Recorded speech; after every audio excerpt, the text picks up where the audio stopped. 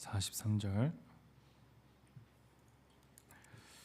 함께 교독하겠습니다. 다른 한 비유를 들으라. 한 집 주인이 포도원을 만들어 산 울타리를 두르고 거기에 집 자는 틀을 만들어 망대를 짓고 농부들에게 새로 주고 타국에 갔더니 열매 거둘 때가 가까움에 그 열매들 받으려고 자기 종들을 농부들에게 보내니 농부들이 종들을 잡아 하나는 심히 때리고 하나는 죽이고 하나는 돌로 쳤거늘 다시 다른 종들을 처음보다 많이 보내니 그들에게도 그렇게 하였는지라. 후에 자기 아들을 보내며 이르되 그들이 내 아들은 존대하리라 하였더니 농부들이 그 아들을 보고 서로 말하되 이는 상속자니 자 죽이고 그의 유산을 차지하자 하고 이에 잡아 포도원 밖에 내쫓아 죽였느니라.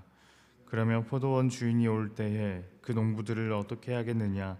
그들이 말하되 그 악한 자들을 진멸하고 포도원은 제때에 열매를 바칠 만한 다른 농부들에게 새로 줄지니라. 예수께서 이르시되 너희가 성경에 건축자들이 버린 돌이 모퉁이의 머릿돌이 되었나니 이것은 주로 말미암아 된 것이요 우리 눈에 기이하도다 함을 읽어본 일이 없느냐. 함께 읽습니다.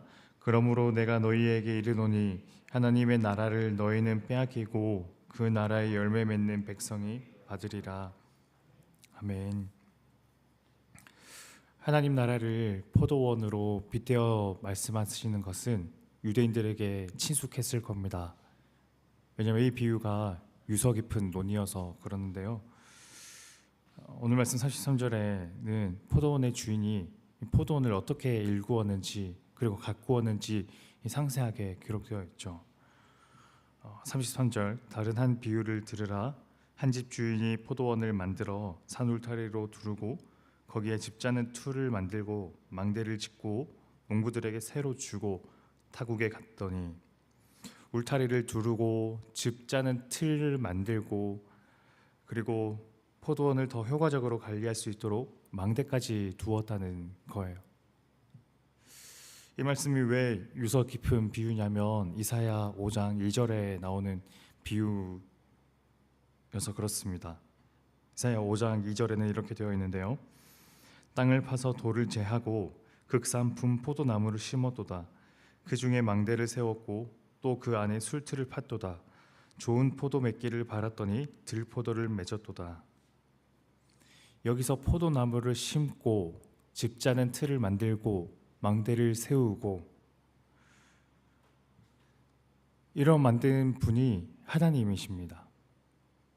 똑같이 하나님께서도 이 포도원을 아주 정성스럽게 지금 가꾸고 계시는 거예요.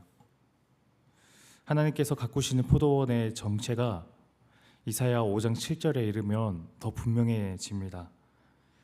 이사야 5장 7절 무릇 만군의 여호와의 포도원은 이스라엘 족속이요 그가 기뻐하시는 나무는 유다 사람이라. 그들에게 정의를 바라셨더니 도리어 포악이요 그들에게 공의를 바라셨더니 도리어 부르짖음이었도다. 포도원의 주인이 하나님이셨고 그리고 이 하나님이 심은 포도나무가 이스라엘이었다는 것이죠. 하나님께서 아름답게 꾸미고 정성스럽게 가꾸신 그 포도원이 결국에 이스라엘 사람들 저마다의 죄악과 악독으로 인해 망가지고 훼손되었다는 것이 이사야 선지자의 말씀이었습니다. 이 맥락으로 예수님이 포도나무의 비유를 드시는 건데요. 그러니 예수님께서 드시는 이 비유의 포도원의 비유를 듣는 사람들은 예수님께서 말씀하시는 이 비유가 이사야서에 나오는 그 포도원의 비유의 맥락을 이어받고 있다는 것을 금방 알아차렸을 겁니다. 그 포도원의 주인도 그처럼 포도원을 잘 가꾸고 관리했는데 일이 생겨서 출장을 가게 된 거예요. 어쩔 수 없이 농사를 지을 사람을 구합니다. 시간이 지나고 열매 맺을 계절이 되어서 주인은 사람들을 보내서 열매를 가져오라 했지만 그 땅에 있던 농부들인 그 종들을 심하게 괴롭히기도 하고 그 중에 한 명은 죽이기까지 하죠. 주인은 더 많은 종들을 보내는데 똑같이 그렇게 합니다. 주님, 이번에는 아들을 보내면 그렇게는 못하겠지 생각하며 아들을 보냈지만, 그러나 이 농부들은 오히려 더 좋은 기회가 생겼다며 그 아들까지 험악한 짓을 하는 거죠. 그렇게 주인의 아들도 허망하게 목숨을 잃습니다. 이 서글픈 이야기는 무엇을 저희들에게 말씀할까요? 오늘 말씀 이전에 우리 어제 살펴본 이 말씀에서도 예수님께서는 또 하나의 비유를 드시는데, 두 아들의 비유입니다. 아버지가 아들 보고 포도원으로 가서 일하라고 했지만 한 아들은 알겠다 해놓고 가지 않았고, 또 어떤 아들은 가지 않겠습니다 해놓고 포도원에 가서 일했다는 거죠.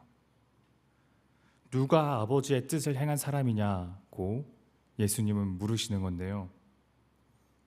예수님의 이 비유는 세리와 창녀들이 안 가겠다고 해놓고, 포도원으로 가서 일하지 않겠다 해놓고 결국에는 나중에 가서 일한 사람들이라는 것이고, 또한 그 반대로 바리새인들과 서기관들은 가겠다 해놓고서는 결국에는 가지 않은 사람들이라는 것을 비유로 상징적으로 말씀하시는 건데요. 그들을 신랄하게 비판하시는 예수님의 이 비난이 오늘 더 거세집니다. 바리새인 서기관들이야말로 그 포도원의 주인의 종들뿐만 아니라 아들까지 죽이기까지 한 장본인들이라는 거예요. 그리고 그 비유를 들은 바리새인들과 서기관들은 예수님의 말씀하시는 그 날카로운 칼끝이 바로 자신들을 향해 겨냥하고 있다는 것을 금방 알아차렸을 겁니다. 이 맥락에서 43절은 말합니다. 그러므로 내가 너희에게 이르노니 하나님의 나라를 너희는 빼앗기고 그 나라의 열매 맺는 백성이 받으리라. 예수님께서 바리새인들과 서기관들에게 말씀하시는 구절이에요. 너희는 하나님의 나라를 빼앗길 것이다. 반대로 하면요, 바리새인들과 서기관들이 그들 자신이야말로 하나님의 나라를 소유하고 있었다고 생각하는 거예요. 그들의 죄악이 바로 이것입니다. 자신만이 하나님의 나라를 소유할 수 있고 그럴 만한 자격이 있다 생각하는 것. 그래서 자신들의 뜻과 전통에 일치하지 않는 것에 대하여는 죄악이다, 하나님의 뜻과 같지 않다 라며 가차없이 정죄하는 것. 예수님은 그런 이들의 착각을 건드리시는 거예요. 너희가 가진 줄 아느냐?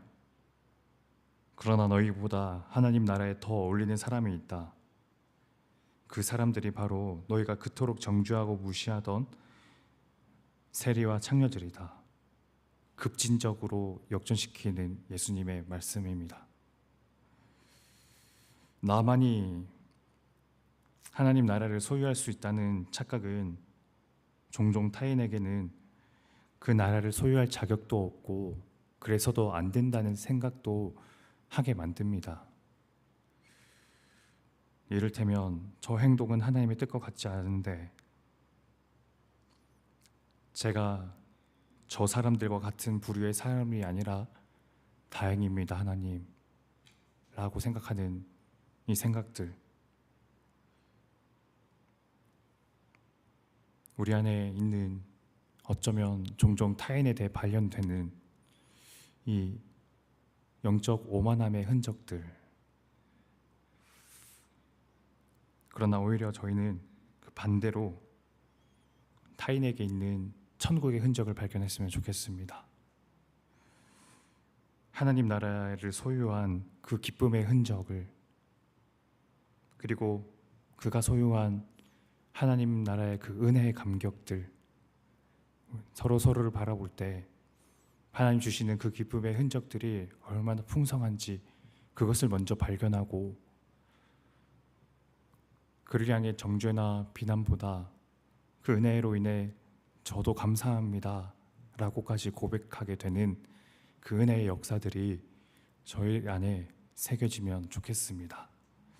기도하겠습니다.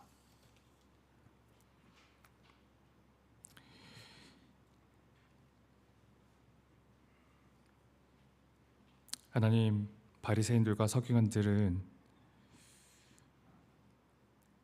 자신들만이 하나님 나라를 소유할 수 있다 착각했고, 또 타인들을 향해서는 하나님 나라를 소유할 자격도 없고 그래서도 안 된다라는 그 영적 오만함이 작동되었는데, 예수님께서는 하나님의 나라는 그 자신들이 어울린다 생각하는 그들의 것이 아니라 오히려 나는 그럴 하나님 나라를 소유할 자격도 없고 그래서도 안 된다며 생각하는 세리와 창녀들에게 더 어울리는 것이라고 그 급진적인 역전으로 말씀하셨던 그 예수님의 말씀을 오늘 생각해 봅니다.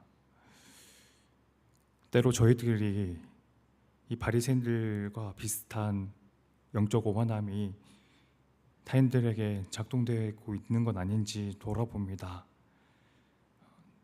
긍휼히 여겨 주옵시고, 오히려 저희는 바리새인들과 서기관들 같이 하지 않고 타인들에게 있는 은혜의 흔적과 하나님 나라를 소유한 그 기쁨의 흔적들을 발견하고 서로를 축하하며 환대하고 그렇게 서로 하나님 나라의 백성으로 함께 연대하는 그런 저희들 될 수 있도록 은혜 베풀어 주옵소서.